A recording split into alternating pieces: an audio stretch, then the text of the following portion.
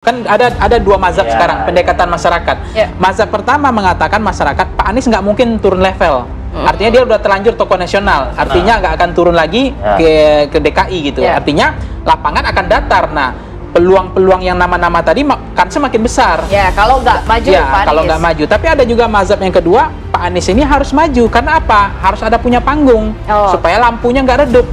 Ada apalagi sebagai gubernur, tentu dia punya program, dia tetap akan, walaupun ini DKJ ya, bukan lagi DKI, masih berkilau, tapi masih bercahaya.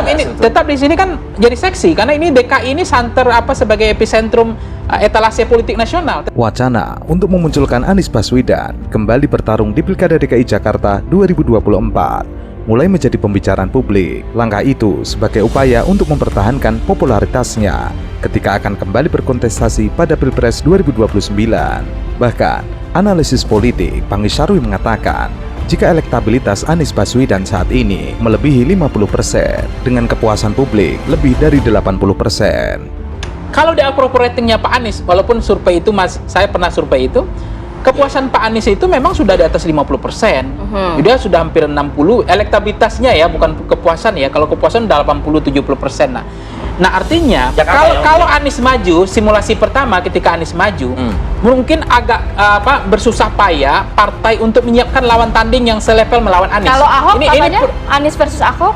Bisa juga, itu juga menjadi simulasi kan.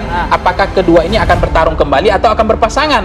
Karena ada dua kemungkinan simulasi, gitu ya? Tetapi banyak juga mengatakan ini bagus untuk Indonesia ke depan. Tapi ada juga ini terlalu berat effortnya untuk identitas, terlalu berat masalah lalunya. Jadi terulang lagi ya. Nah, apalagi pasca Pilpres banyak partai politik mengalami krisis leadership. Pilpres 2029 bisa menjadi hambar karena minim sosok yang mumpuni. Persoalannya, Anies bukan orang partai. Jika ingin diusung partai, popularitasnya harus tetap bagus. Wacana Anies Baswedan kembali didorong maju Pilkada DKI Jakarta. Salah satunya untuk menjaga popularitasnya. Anies perlu menjaga marwah popularitas dan elektabilitas untuk menjadi pejabat publik. Caranya dengan kembali menjadi petarung lagi di DKI 1 atau kembali menjadi gubernur Jakarta lagi. Ini yang terulang lagi nggak mau. Nah, persoalannya untuk DKI Jakarta, saya mencermati dari fenomena-fenomena yang ada ini mirip dengan Jawa Timur.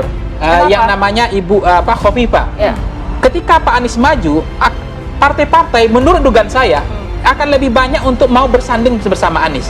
Jadi partai akan mengusungkan nama, menyodorkan 3 nama sebagai wakil gubernurnya Anies, bukan menjadi lawan tanding untuk menyiapkan lawan tanding yang bisa menyiapkan lawan untuk melawan Anies, bukan. Ini sekaligus sebagai persiapan 5 tahun lagi atau Pilpres 2029.